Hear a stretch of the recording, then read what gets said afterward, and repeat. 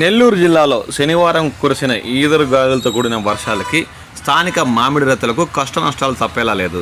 ఈ ఏడాది ఇప్పటికే పంట దిగుబడులు చాలా మేరకు తగ్గాయని, అది కాక మార్కెట్లో మామిడికి గిట్టుబాటు ధర కూడా లభించడం లేదని, ఈ సందర్భంలో శనివారం కురిసిన ఈదురుగాలులతో కూడిన వర్షానికి మామిడి తోటల్లో పంటంతా నేలరాలినట్లు స్థానిక రైతులు తీవ్రంగా ఆందోళన వ్యక్తం చేస్తున్నారు.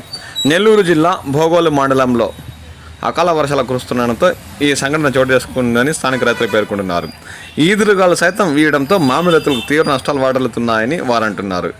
లక్షలాది రూపాయలు పంట కోసం పెట్టుబడి పెట్టి 5-6 సార్లు మందులు పిచికారీ చేసి పంట చేతికొచ్చే సమయంలో అకాల వర్షాలతో తీవ్రంగా నష్టపోతున్నట్లు స్థానిక రైతులు ఆవేదన వ్యక్తం చేస్తున్నారు. రాష్ట్ర ప్రభుత్వం స్పందించి రైతులకు నష్టపరిహారం అందేలా చూడాలని ఈ సందర్భంగా వారు కోరుతున్నారు.